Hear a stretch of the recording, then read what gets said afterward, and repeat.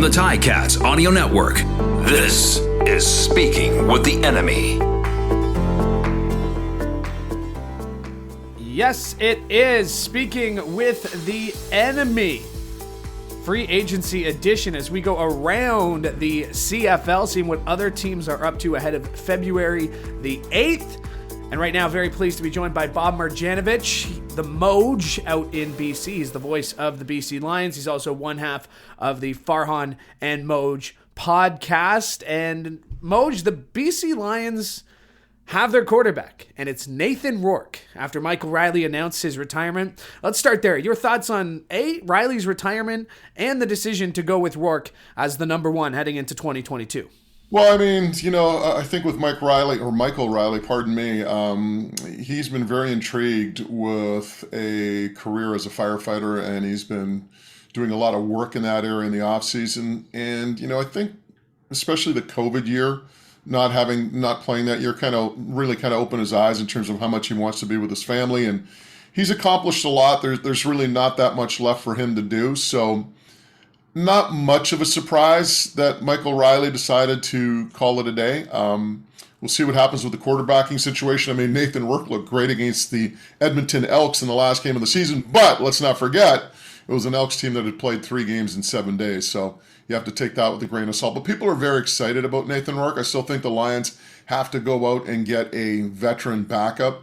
I think Jeremiah Mazzoli might not be a good fit considering what he wants, but maybe somebody like Trevor Harris comes in and gives the Lions a little bit of insurance at that quarterback position. There's rumors floating around. Lawler's name has been, thrown out there. But where do you see on the field that the Lions should probably be active this week in trying to recruit? Is there a position you think that, if they are going to go out and make a big free agent splash, where should they be spending their money? Well, for me, it'd be offensive line, but if you look around the league, all the big-name offensive linemen have already re-signed, whether it's Bryant in Winnipeg, whether it's McEwen in Calgary. The one guy that might have been a fit was Michael Couture, the center of the Bombers, who's a local kid, went to high school at Centennial here in Coquitlam, played for Simon Fraser University, but he, of course, just re-signed with the Blue Bombers as well. So I don't think there's anything out there in terms of offensive linemen now that kind of it has the Lions curious. However, defensively, I think they're still looking for an impact pass rusher. So what's out there in terms of defensive line? Dylan Wynn is out there. Jagera Davis is out there. And there's one more lineman that I can't remember right now, but there's a third one out there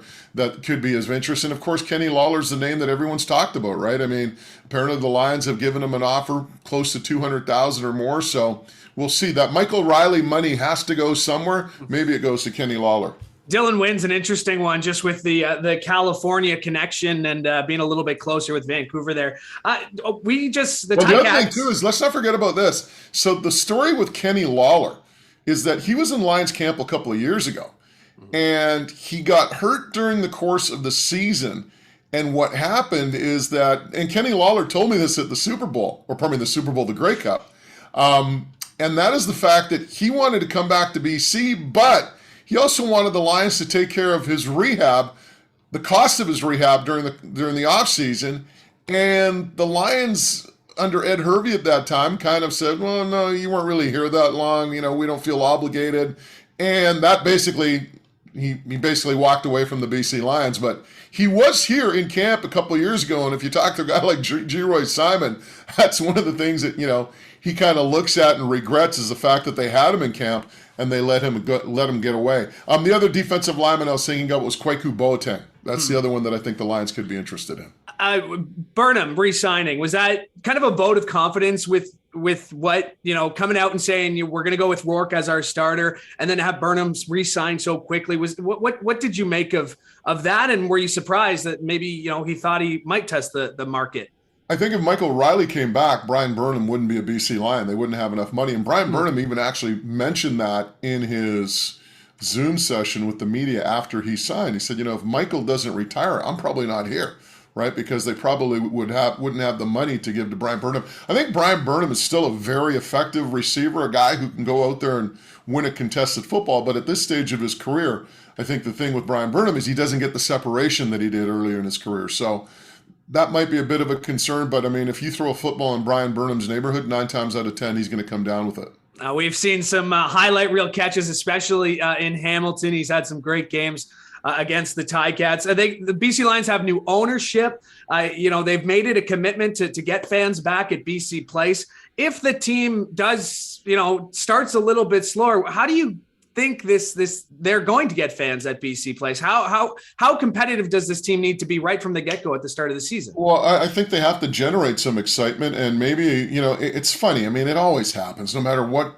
You can go back to Dickinson and Printers, but, even on our post-game shows this year, there were people that were clamoring for Rourke, right? Well, it's one thing when you're the guy that, is mopping up in a game, or maybe you're playing the last game of the season against a team that's played 3 games in 7 days. But it's another thing having to deal with the pressure of being the number one guy. So it's going to be interesting to see how Nathan Rourke responds to that. I think he's going to be fine when it's all said and done. But again, I think they need some sort of veteran backup, like a Trevor Harris perhaps, to come in and, allow this team to compete. Don't get into a hole with the rookie quarterback and be 1-4 at some point. But at the same time, have a veteran that maybe they're 2-2 or 3-1 after or 4 or 5 games, right? Just get into that situation where it's a competitive team and you're putting out a competitive product on the field. I think that's the big thing Lions fans want to see. And they want to see an exciting product. And, to be honest, I think Nathan Rourke's going to be an exciting quarterback.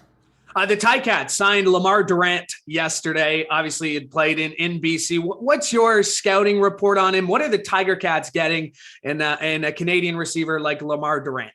Well, I think the big thing for Lemar Durant, he's got to be 100% healthy. He had a bit of a knee issue last year that really kind of hampered his productivity. So, you got a veteran receiver who knows how to win, right? He's won Grey Cups in Calgary.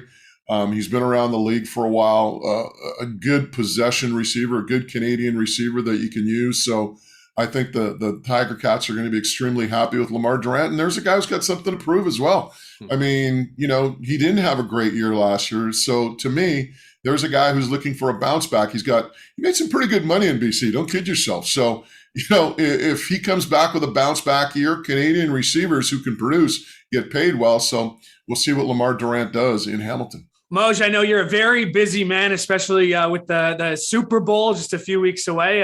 Thank you for doing this. Appreciate it, and all the best. Hey, all I do is ride Farhan Lalji's coattails, baby. That's just Julio Caravetta and Farhan Lalji. I'm kind of like their valet.